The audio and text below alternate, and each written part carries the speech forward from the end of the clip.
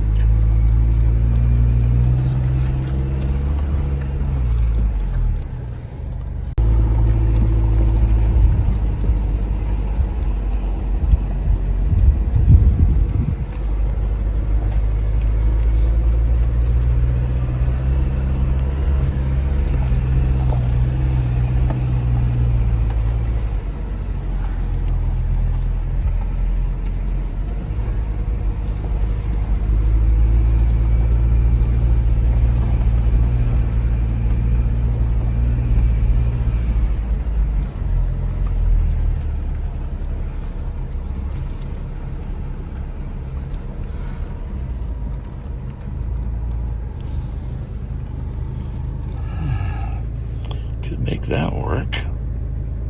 I came right up there. I didn't really need to air down. Would have been nice, but I didn't have to. But I did end up putting in for low and parked right here. And this road down, probably I would want to air down if I go down this direction. It looks pretty gnarly. Sasha and I will walk it, see if you want to go down that way tomorrow. But in the meantime, there are quite a bit of fire circles in this area here. I believe we're okay to camp here. So I have picked out a spot up here in the trees. So we're gonna drive over there.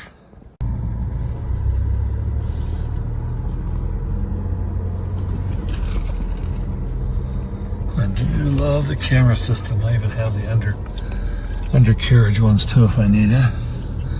Right now I'm worried about stumps and rocks and things like that. Okay. See if I can make this cut here with that stump or not. We'll see here. The camera has me missing it so far. And I'm gonna come in here. And then there's the fire wing right there. Come around here. We'll do a little dance here, back up and again. And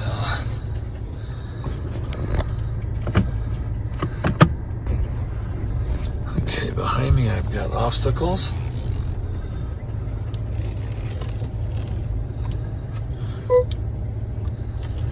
Okay.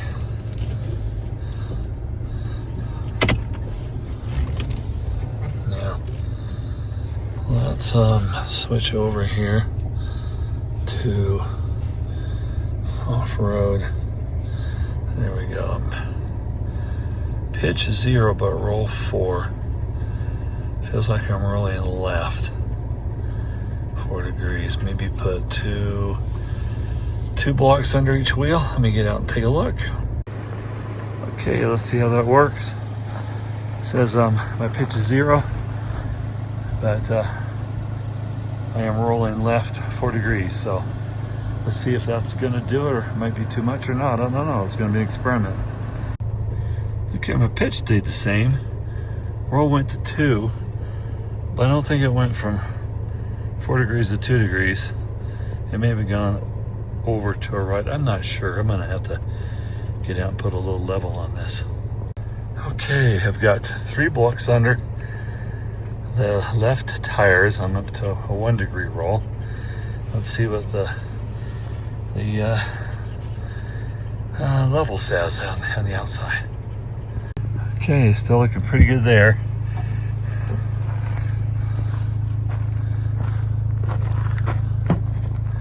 And you know what? I'll take it. I'll take it. That'll be pretty good. That'll be pretty good. I think that'll work. I think some of it's too is that they kind of push it in the ground. So I think that'll be good. That'll work out just fine.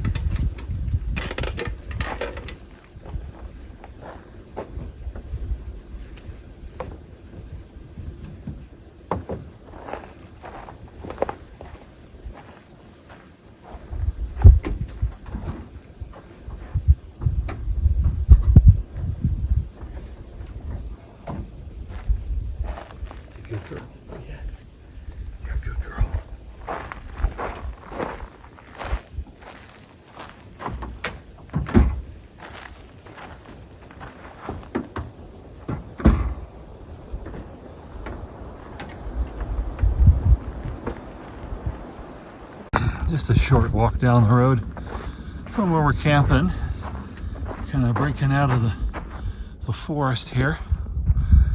And look at this beautiful view. Oh my gosh. Look at that. Isn't that beautiful? I can tell you that down at the road in the fall, I often look back up this valley and you can see all the aspens that are very light green. It's an absolutely stunning vista. And it's kind of cool to all of a sudden realize that I'm up in the vista now. That's awesome. Gonna kind of go simple tonight.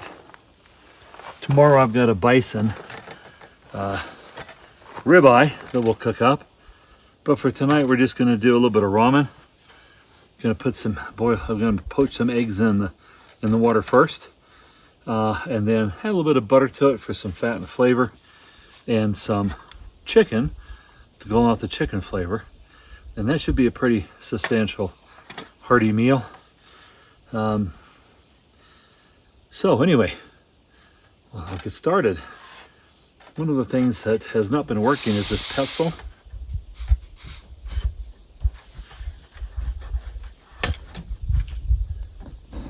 It worked that time. It didn't work last time I tried.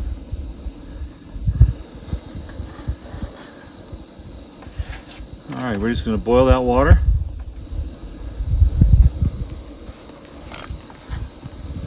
Open this can of chicken.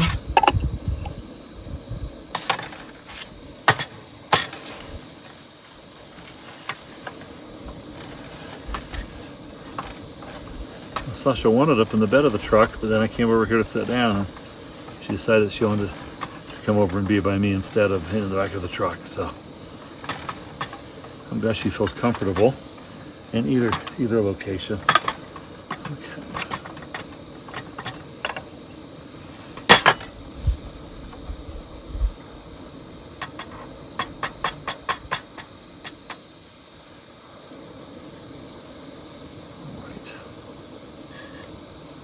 Okay, we'll be back when this boils.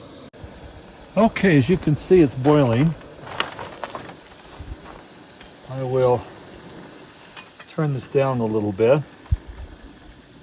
And for the ease of cleanup, I put the chicken, the butter, the sauce, the vegetables, and the seasoning down in here. It'll be constituted in a couple of minutes. It doesn't take that long. It only takes about 3 minutes on the ramen anyway. Okay, I'm gonna go ahead and put these in.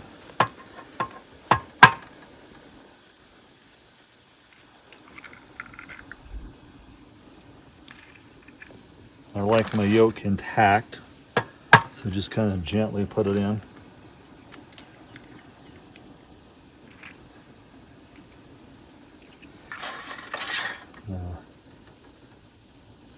Bring the flame up a little bit and let it cook for about 3 minutes.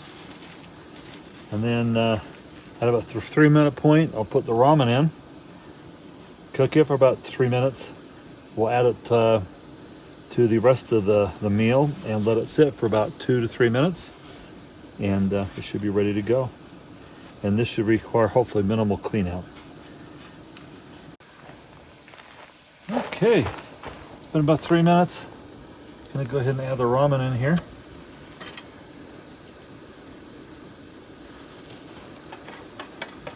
And I'm gonna just lightly cover it because I don't want it to boil over. Okay, I still managed to boil over just a little bit. We will turn this off now. And then we will add it here.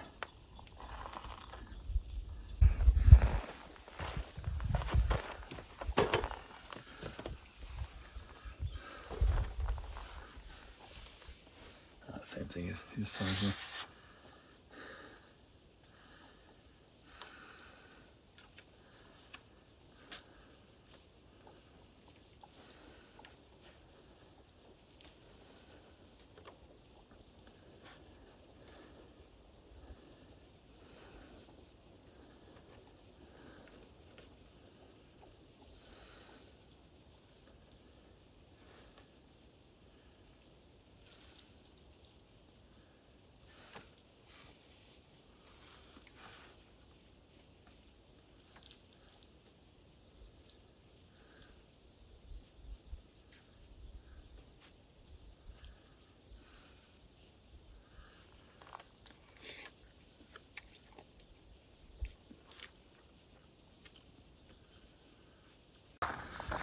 Just about time for bed. Shadows are getting long. It's getting dark soon. Mosquitoes are out. I forgot. I just, because it's been so cold, it even snowed a little bit last week. Not even a week ago. And there's mosquitoes everywhere. So I did not bring mosquito repellent or a candle. So I need to rectify that situation for sure. Anyway, hopefully she'll do her business here. And I can bury it with a stick. And we can go back and get back in the GFC. Anyway, just beautiful here today. It's a beautiful evening. There's the other spot right there I considered. That was going to be my choice until I found the spot that I'm in now. A lot of these new growth that's down came down from that snowstorm. It was probably the wettest snow, heaviest snow I've ever experienced. Oh, there's a fire ring right here too. Probably more, an extra tent for a family off of that other side.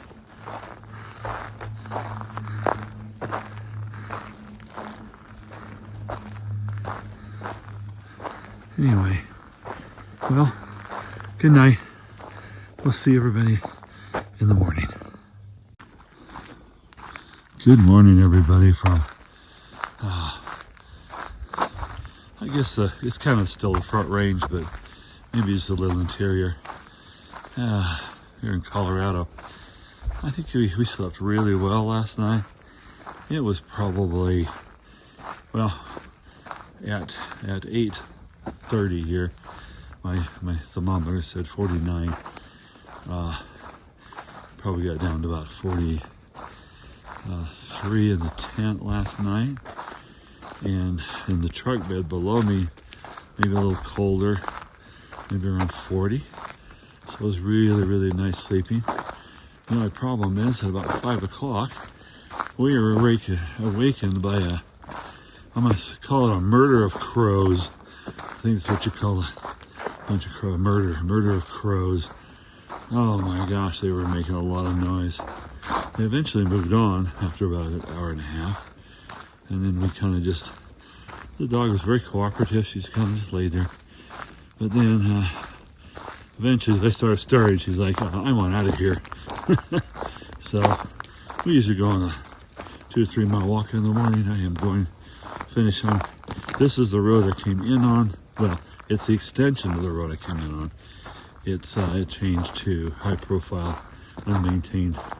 So I thought, well, let me just walk down here this morning and see if I can get down here. There's places to turn around. Because, as I was saying yesterday, the snow that we got a week ago, it was so heavy. I mean, just to try and shovel it, you could hardly lift up the snow shovel. So, anyway, it was pretty heavy and lost a lot of limbs. My trees in my house are a little bit younger, so I went out and took one of those poles that you use for putting up Christmas lights. You can extend that thing out about 20 feet. And I was knocking snow off the branches to try and save them. So we had some branches in our trees in our neighborhood that lost branches, and my son actually lost a tree in his yard from the heavy snow. So anyway, we slept real well. No condensation on the roof, so those condensation mats work real well, but there's condensation on the sides. So got a little bit of airing out to do this morning. And if I were packing up right now, then wherever I got tonight, I need to make sure I get everything opened up so that it would be able to start drying out. Anyway, this is our morning walk, and just sharing it with you. It's very pleasant out here this morning. I love the mountains. That's why I left Florida, I guess. All right, well, heading back up a little bit here. This This road will go out to the main road. I don't think there's any dispersed camping along this section. It has, you know, it says no maintenance, but somebody has come and says they've cleared out some trees that fell during that snowstorm. You can see the evidence of it. But here's something I want to show you. I don't think I have ever seen in the woods before. You ready for this? All these rock pieces that have holes in them. And what does that tag say? Have you ever seen something like that just along the side of a road before? In the woods. An unmaintained road. Did somebody dump some debris here or something, or what? Currently about 10,352 feet. I've been climbing up a little bit, but we went down from the campsite, which was at 10,405, I think. Anyway, you can't see it, but right down through the woods down there. Probably no more than about 40 yards is the Colorado Trail, section 6 east, which I hiked in, I think, 2020 with a friend, Mark Cunningham. So Mark, if you're watching this, shout out, and he's going to be starting, I think, 15 June on his through hike of the Colorado Trail. So that'll be fun, be very enjoyable.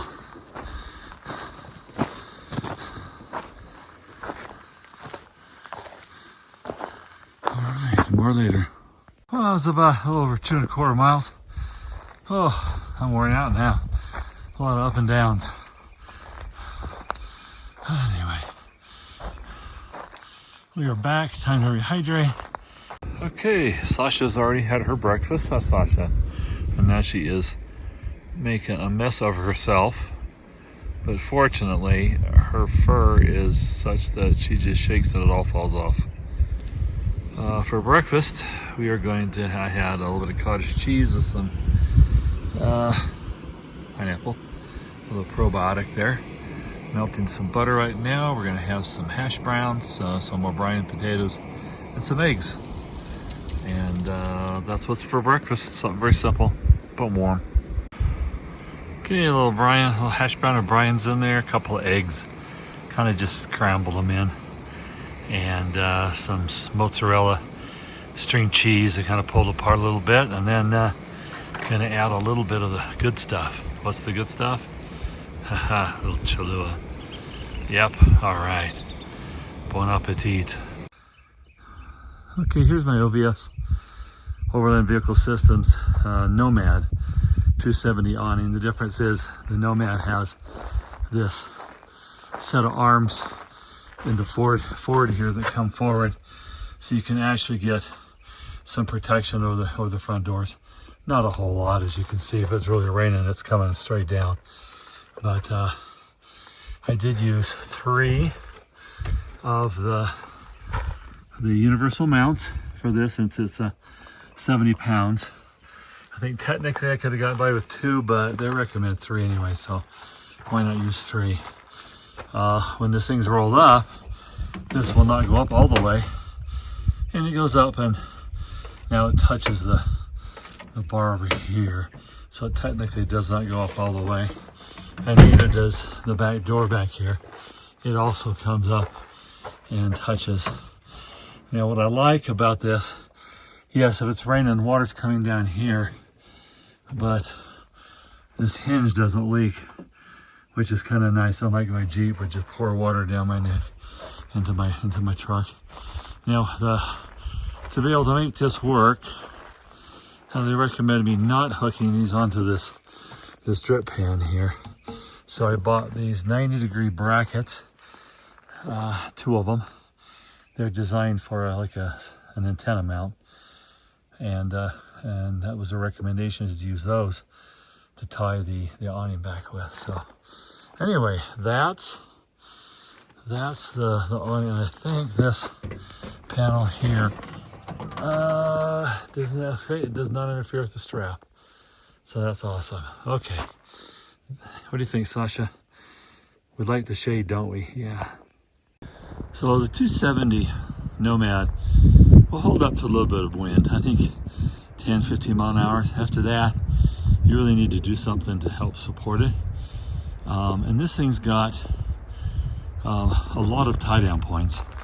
It comes with three poles that are stored. They store along here, and they wrap into that, so they're permanent. They're not permanently, you can take them off, but they're meant to stay with the awning, so you have them all the time. Then you get 3 more additional poles that I have in that bag right there, and those poles are designed to go here. Okay, and you can put an extra tie down there, so you got to tie out here, pull it down a little bit further in case there's rain. You've got another tie out here you can use. Of course, you got the tie out here, another one here, and then you've got a place where you can use one of those spare poles to give it extra support. And if you're using you see there's a zipper along here, you can add walls. There's a third wall, a second wall, and a first wall. Now they don't totally enclose it, but it would be good for rain, maybe some snow, nasty winds. Anyway, here's the other pole. This one's permanently attached. Okay, tie down with it right there. Tie down in the middle. Tie down with this pole. That one's also one that comes with it. And then so you got one on the back corner back there. You got this one here you can add, so that's 2. And then the third one up here, which was never a problem with the Jeep, it would come down just past the bumper. But as you can see, I've got a conflict here. This third pole, I guess I've got a permanent spare, because that will not work. That goes right down into my fender. So something I just discovered. Anyway, and there's another tie out there, and then this little flap I've never figured out. On my Jeep, I would tie it out over to my steel bumper that I had with a light bar. I could add that on, but I don't know where in the world I would tie that off to. So I guess it just kind of won't be there, flopping around. If anybody has an idea what that is for, I would really appreciate you chiming in and let me know. Okay, for supper tonight, got a little bit of a bison ribeye steak here. I'm not sure I've ever had bison ribeye, so this will be an experiment for me. Also, this is the first time to use the OXO carbon steel frying pan. I bought it for to use with my Genesis base camp. Don't have it here with me, I've got a single burner white gas Coleman stove, but I didn't bring that either. So I've just got the little canister stove here, remote canister. Hope it's going to produce enough BTUs to heat up that pan like it needs to be. And we'll have just some peas and carrots and some mashed potatoes. So, and you might see those mixed together to make it easier to eat.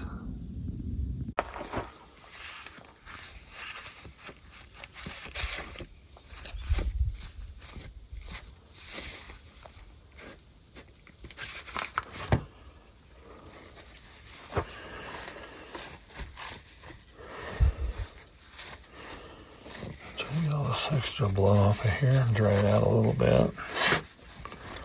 What I don't like about this is it's not cut. It's not cut the same thickness all the way around. That's gonna end up being a little bit of a problem in the cooking process, I think. Yep. Okay, first time trying this triple locked. And it's got salt, pepper, some spices, some chili. I don't know if you can see it or not, kind of hard to read there. But not a lot of stuff, but Sounded good, so we are gonna try that on this bison. So even though the Genesis base camp is so big, having the 2-burner stove would be nice, because right now I've got to do the potatoes and carrots first and then do the steak. Well, we'll make it a 2-course meal then. Well, another lesson learned is on the small canister stove base, I cannot have this handle on. It tips the frying pan. Leave it, Sasha, leave it. Well, this is the reason I'm not cooking on my tailgate. Look at all that splatter. Ugh. What a mess to clean up. Oh well, hopefully it'll taste good. Oh my, now that I've totally made a mess, it makes me wonder why I didn't just eat the dehydrated meal that I have in my kit. Oh well, let me cut into this and see what it looks like. All right, at least I didn't overcook it like I did my last steak last week. Very nice. Very nice. Okay, bon appetit. Well, I would say good morning, but I don't think I can. I would, I didn't get to show you any of the takedown this morning. I apologize for that. I was on my morning walk with my dog, and it appears that she was up on the side of a hill, sunny side, which is probably a mistake on my part, letting her out there, but she was running, and I heard a yelp, which she never does, and I looked up and I saw something trailing and falling off behind her. I think she got struck by a rattlesnake. So I'm trying to get to a vet on a Saturday morning. I think I found one here coming up. So I'll fill you in on what's happening later. But for now, yeah, this is not good. Hey everybody. Well, let me close this out with some good news. By the time I got down to the Crow Hill Animal Hospital down in Bailey, which was about an hour from the time that she got bit, to get back, packed up in a whirlwind. Matter of fact, I don't know where my Garmin is, but it shows that it's here with me somewhere. To the vet clinic, they're like, okay, she would have been showing symptoms by now. By the way, it's very rare that there's rattlesnakes up at the 10,400 feet where I was camping with her. So it's probably like a bull snake maybe that got her. Though they didn't find any puncture wounds or anything that maybe she had stepped on to make her yelp. She's only yelped 3 times in her life. Twice as a puppy. She got her tail cut on the door. She got her nose cut on the door. And then this time when she yelped, and I looked up the hill and saw something trailing, falling off behind her. So, although I had to admit, it was not the color of a rattlesnake. And I tried to throw it was a pretty steep incline. I tried to walk up it, but it just kept giving way under my weight. And so I started throwing some sticks, threw some rocks up there, see if I could get a rattle to come on, or to see some movement. I didn't. And I went, well, the safest thing is assume the worst. So we got down here, and they were open on a Saturday, and they took us in, and you know what, the nice people, they didn't even charge us for an emergency visit, which they could have. So yeah, so highly recommend Appalachian Trail hikers, if you happen to be watching this at all anytime and need an animal taken care of. I know it sucks at hiking. That guy last summer, I met him when I was up hiking, and he had to bring his dog down to the vet down here for the feet being all torn up. So anyway, so good news, she seems to be fine. Her heart rate was good and slow. So no sign of any kind of toxins in her body. And she seems to be doing good now. So anyway, hey Sasha, say hi to everybody. Say, I'm fine. And anyway, with that, we'll sign off this video. Sorry it ended this way, and you didn't get to see me struggle putting down the awning. It needs a little bit bigger bag because that 270 Nomad that comes up to the front, it's got the extra 2 arms of material, and that bag is just not big enough. You really have to struggle to get it this zipper to close. So if OVS sees this. You need to have a little bit bigger bag on those Nomad 270 awnings. Anyway, until next time, hopefully no more dog encounters with snakes. All right, bye-bye.